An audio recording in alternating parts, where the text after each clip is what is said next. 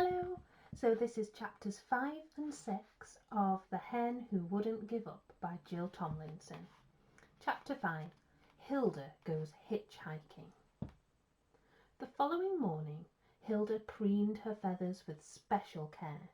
She was going to hitchhike properly today, and she was sure no driver would stop for a scruffy hen. She was just putting the finishing touches to her tail when Clarissa burst into the henhouse, flapping her wings with a lot of fuss and shaking her untidy head. She looked across at Hilda. "Well, you're wasting your time," she said. "It's raining." Hilda quietly went on working at her tail. "Did you hear what I said?" demanded Clarissa. "It's pouring with rain. Half the yard is flooded. You'll have mud up to your wishbone by the time you reach the gate." Hilda shuddered. Clarissa did use such vulgar expressions.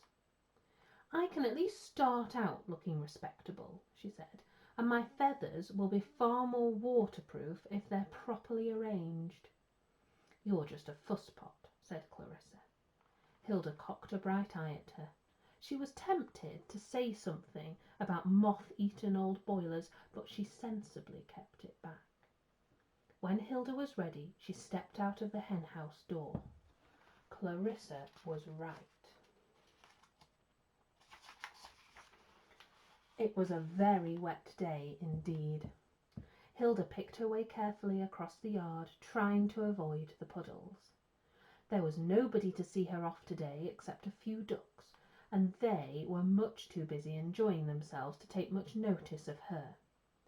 One gentleman duck did bow to her as she went past and said, "Lovely day," but that was all. When she reached the road, Hilda stationed herself under a large tree which gave her some shelter from the rain, and practised thumbing a lift. It was really quite difficult to balance on one claw and gesture with the other. She fell over several times before she got it right. She tried it on a green sports car at first, but the driver did not even see her. "I wish I were white," she thought. "Speckly brown isn't a very showing up sort of colour." After two more cars had gone straight past without stopping or even slowing down, Hilda began to feel a bit hopeless. Who was going to bother to stop and pick up a small soggy hen in this weather? But somebody did. Just when Hilda was almost ready to give up, she saw a lorry coming. She decided to have one last try. The lorry was not going very fast, and as it came nearer, Hilda got ready. As it drew abreast of her, she fluttered up on the bonnet and perched there on one claw, hopefully waggling the other one in the direction of Much Wallop. The driver peered unbelievably through the windscreen wipers. A hitchhiking hen! He had occasionally given lifts to young men with shorts and rucksacks, but a hen! He stopped the lorry, slammed down the window, and poked his head out into the rain. "Well, hello there! Do you want a lift to Much Wallop? Come on then, you'd better come in before you're washed away." Hilda was so relieved. She hopped onto the enormous hand the young man had thrust out for her, and allowed herself to be drawn inside the cab. "My, you are wet," he said kindly, setting Hilda down beside him on the seat. "I'll put the heater on for a bit." He closed the window and turned a knob on the dashboard. They started off, and soon there was a comforting wave of warm air filling the cab. After a few minutes, Hilda was steaming like a little engine. "Well, this is very nice," the young man said. "I like a bit of company when I'm driving. It stops me going to sleep."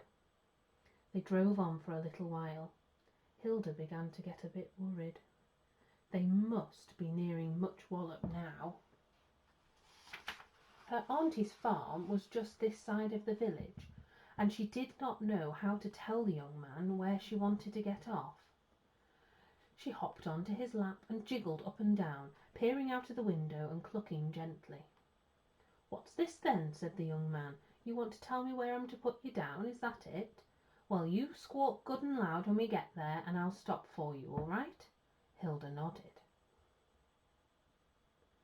She watched for the 2 white posts outside Auntie's farm. There they were! Hilda squawked. The young man pulled up so sharply that he nearly shot Hilda through the windscreen. There you are! How about that for service? It stopped raining for you too. Mind how you go now. The young man opened the door and helped Hilda down the step. Wait a minute though. How are you going to get home? Hilda cocked her head on one side and looked hopefully up at him. You want me to take you home, do you? Chuckled the young man. I don't know, these modern hens. Well, as it happens, I shall be passing about tea time. If you're waiting for me here, by the posts, at 5 o'clock, I'll pick you up. All right? Bye-bye then. He slammed the door and the lorry rumbled off. Hilda looked across at the farm and sighed with happiness. She was here at last. She looked carefully both ways and crossed the road. There was a little group of hens just by the gate. Excuse me, Hilda said. I'm looking for my aunt, a Mrs. Emma Hen. Oh, you'll find her in the field over there with her new family, said one of the hens, just through that white fence. She pointed to a field with a lot of white coops dotted about. Hilda thanked her and hurried excitedly across. She squeezed under the fence and looked about her. Which of the coops was Auntie's? There were so many of them, all exactly alike. Just at that moment, the farmer's little girl began to go down the rows of coops, letting out the hens for their morning exercise. In a few minutes, the field was full of proud mothers with their families in tow, like fat kites with long yellow tails jerking in the wind. Each family of little chicks lined up one behind the other after their mother, and wherever she went, no matter how many times she changed direction, they followed in scuttling procession. Hilda was just wondering how she would find Auntie among all those hens when one kite broke away from the rest and came rushing to meet her. Hilda, how lovely to see you! It was Aunt Emma, and behind her tumbled 1, 2, 3, 4, 5 little pom-poms, all cheeping hard. Well, Hilda was glad that she had come. There were no chicks on Biddick's farm. Mary was the youngest, and as she was a pullet, a sort of teenager hen, Hilda had never seen chicks at close hand before, and she loved them. Chicks were fun. They thought Hilda was fun too. She played all sorts of games with them. Their favourite was a chasing game. Their mother had to run about with the chicks streaming behind her, twisting and dodging, while the fox, which was Hilda, tried to catch the littlest one at the end of the line. The chicks cheeped with excitement as Hilda chased them and pounced again and again. She always missed until the littlest one began to get caught on purpose. Then Auntie, who hadn't any breath left, suggested a nice quiet game, so they played Follow My Leader while their mother had a nice rest. And when they were tired out, the chicks demanded a story, so Hilda settled them around her and told them all about her week's adventures. She told them about the dust cart, the fire engine, the steamroller, Miss Smith's scooter, and the lorry. Goodness, she said when she got to that bit, that young man said he would pick me up at about 5. I must fly. Oh, not yet. Tell us another story, Hilda. Please tell us another story, begged the chicks. You're a great success, said Auntie, as they all saw Hilda to the fence. It's the first peaceful afternoon I've had since they've hatched.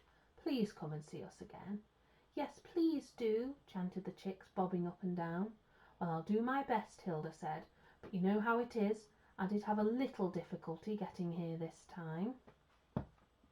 The next chapter is called Hilda Goes Broody. Hilda had loved those chicks.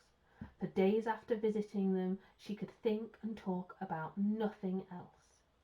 They were so sweet, she told the hen house, for what must have been the 100th time. So soft and fluffy and cuddly. Oh, they were adorable. Everybody went on scratching, which is rather rude when someone is speaking. The other hens were just a little tired of Auntie's chicks. Hilda sighed and wandered out into the yard. She scratched half-heartedly at a bit of chaff, but she was not really interested. Chicks, little yellow chicks, that was all she could think about. She fluffed out her feathers and tried to imagine what it would feel like to have lots of downy babies jostling under her wings. Oh, it would be nice to have a family of her very own. She wandered down the lane at the back of the farm. She'd not been there for quite some time, and was surprised to see two little white lambs bouncing all over the meadow at the bottom. Their mother, Sophie, came over the fence to speak to her. "Good morning, Hilda," she said. "You haven't met my family yet, have you? This is Plain and this is Pearl." "Bah!" said Plain and Pearl, together, stopping their dance for an instant. Then they were off again, tails a-waggle. "They're charming," said Hilda wistfully. She gave a big sigh. "Why, Hilda, whatever's the matter?" asked Sophie kindly. "You don't seem a bit yourself this morning." "I'm not," Hilda said miserably. "I feel most peculiar. I've gone off my food, and I feel all droopy, and all I can think about is chicks." "Is that all?" laughed Sophie. "Well, that's easily cured. You're just broody, that's all." "Broody?" Hilda said. "Yes, it's very common in hens. What you need is—" "Excuse me." Sophie turned on the twins, who were bouncing around her in the most irritating way. "For goodness sake, either stay up or stay down." She turned back to Hilda. "I'm so sorry. They make me quite dizzy. What was I saying? Oh, yes, what you need is a family of your own." "Well, I know that," Hilda said peevishly. "Then instead of brooding about it, why don't you? Why don't I want? Have a family." Hilda lifted her head and looked at Sophie. "Oh, silly me," she said. "Of course. That's what I'll do. Thank you, Sophie." So next morning Hilda began her family. It was a small beginning, just a little brown egg at the bottom of her nesting box. She laid one like it every day. But today, instead of going off to the yard with the others to have breakfast, she stayed behind in the hen house to look after the egg. She settled herself down on it, spreading her soft under feathers over it carefully. She must keep it warm if it was to hatch out into her first chick. She sat with her eyes closed, planning how she could lay one every day until she had 5 or 6 to hatch. Mrs. Biddick, the farmer's wife, found her there when she came to collect the eggs.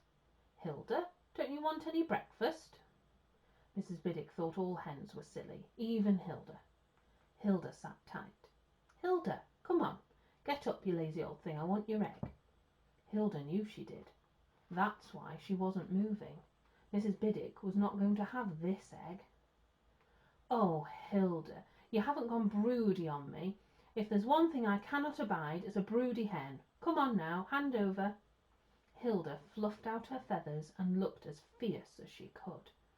Now, it wasn't the first time Mrs. Biddick had had to deal with a broody hen. She turned her back on Hilda as if she had given up, and busied herself collecting the eggs from the other nesting boxes. Hilda relaxed again and continued with her dream. Yes, 5 or 6 would make a nice little family. But before Hilda realised what was happening, Mrs. Biddick had turned again, thrust a swift, practised hand under her, and taken the precious egg. There it was, lying on top of all those ordinary eggs in Mrs. Biddick's basket. "I'm very sorry, Hilda," said Mrs. Biddick as she went towards the door. "You're one of my best layers. I just can't afford to let you sit."